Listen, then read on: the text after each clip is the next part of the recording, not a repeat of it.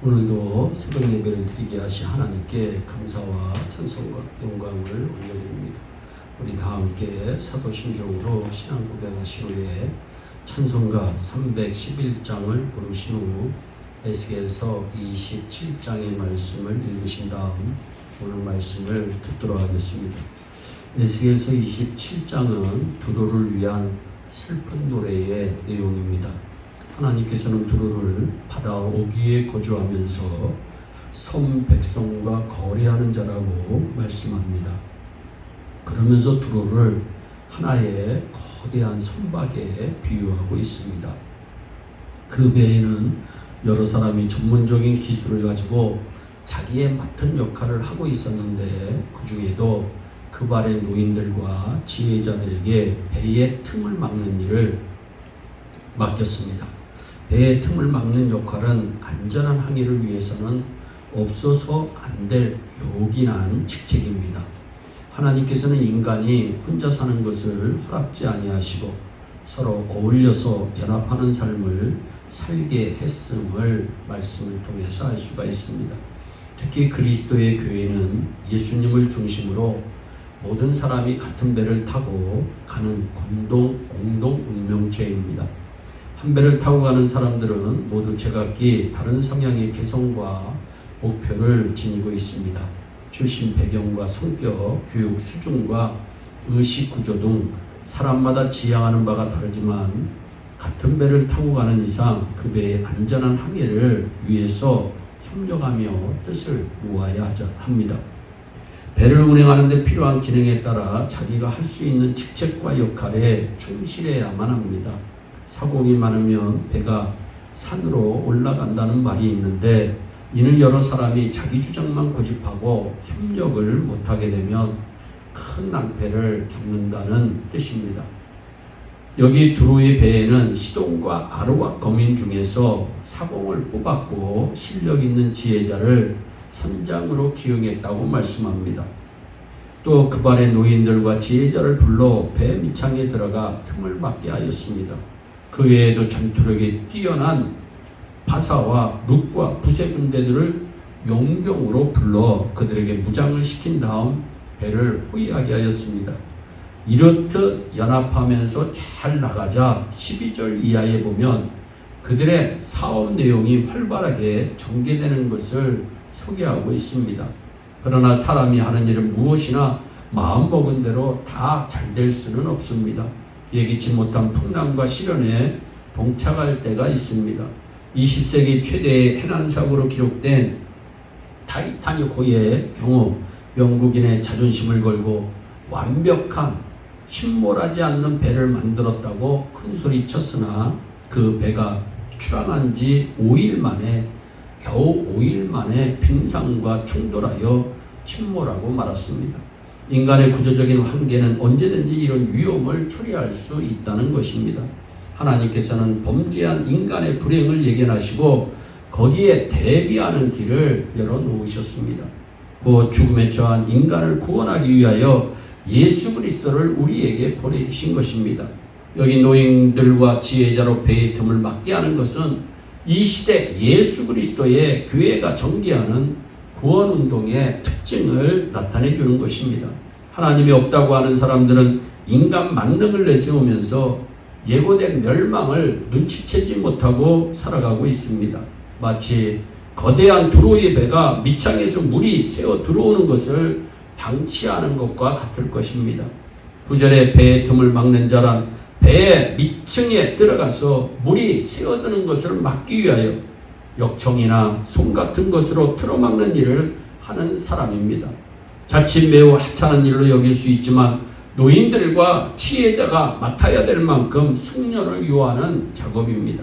지혜자는 공부를 많이 하여 지식과 정보를 소유하고 있는 실력자이고 그 발의 노인들은 오랜 해상 생활의 체험을 통하여 배의 안전을 생각할 수 있는 남다른 경륜을 지닌 자들입니다. 지혜자의 지식도 필요하지만 그것이 때로는 노인의 경험에 미치지 못하는 경우가 있습니다. 오랜 인생의 경험을 통하여 여러 가지 상황에 대처하고 성공과 실패의 체험들이 살아있는 지식으로 적용하게 되는 것입니다. 잠언서 16장 31절에 백발은 영화의 면류가 아니라 공의로운 길에서 얻으리라 성경은 말씀합니다. 백발이 되도록 만고 풍상을 겪으며 믿음으로 의로운 길을 걸어온 노인들의 경험이 필요합니다. 욥기서 8장 8절에도 청하건대 너는 옛시대 사람에게 물으며 조상들이 터득한 일을 배울지어다 성경은 말씀합니다. 지혜자의 학문적 지식과 거기에 오랜 경험으로 축적된 노인들의 경험은 배가 운행하는 동안 어느 구석에서 물이 스며드는지 알아냅니다. 소리만 듣고도 문제의 원인을 찾아내고 대처하는 방법을 강구하기도 합니다. 위기 상황에 임기응변으로 신속히 대처하는 순발력까지 지니고 있습니다. 경험 없는 사람들은 발을 동동 구르며 어찌할 바를 모르지만 경륜 있는 노인은 침착하게 아무런 내색을 하지 않고도 소리 없이 거뜬히 해결하고 맙니다. 그것은 오랜 세월 수없이 많은 어려움을 겪으면서 체득한 경험이 있기 때문입니다. 하나님께서는 시대마다 그가 필요한 사람을 불러서 적절하게 일을 맡기십니다. 특출한 영웅을 일으켜서 역사의 주역으로 쓰기도 하시지만 때로는 이름 없는 평범한 사람을 불러서 더 요긴한 일을 맡기기도 하십니다. 하나님께서는 세상에 천한 것들, 멸시받는 것들, 없는 것들을 택하사 있는 것들을 부끄럽게 하신다고 성경은 분명히 말씀하고 있습니다. 선지자 에레미야는 예루살렘의 종말을 내다보면서 그들 중에 공의를 행하며 진리를 구하는 자를 한 사람이라도 찾으면 멸망을 면할 수 있다고 보았습니다. 결국 예루살렘이 바벨론의 침공을 받고 폐하가 된 것은 하나님께서 찾으시는 한 사람이 없었기 때문이었습니다. 예수님께서도 누가복음 12장에 작은 무리야 무서워 말라 너희 아버지께서 그 나라를 너희에게 주시기를 기뻐하시느니라. 배의 틈을 막는 사람은 알려지지 않은 소수의 봉사자입니다.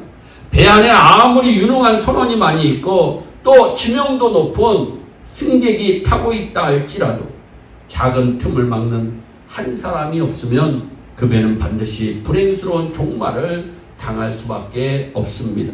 하나님의 교회도 마찬가지인 것 같아요. 감독자는 많으나 봉사자가 없으면 교회는 어려움을 당할 수 있습니다. 요란하게 떠드는 여러 명의 말꾼보다 한 사람의 소리 없는 일꾼이 교회는 더 필요할 것입니다. 그런 사람이라야 보이지 않는 곳까지 찾아다니면서 배의 틈을 막곤 합니다. 그런 사람은 언제나 끼어있는 자입니다. 그런 사람에게 하나님은 힘을 실어 주시는 줄 믿으시기를 바랍니다. 그런 사람을 하나님은 도와주시는 줄 믿으시기를 바랍니다. 성경은 분명히 말씀합니다. 하나님의 나라는 말에 있지 아니하고 능력에 있음이니라.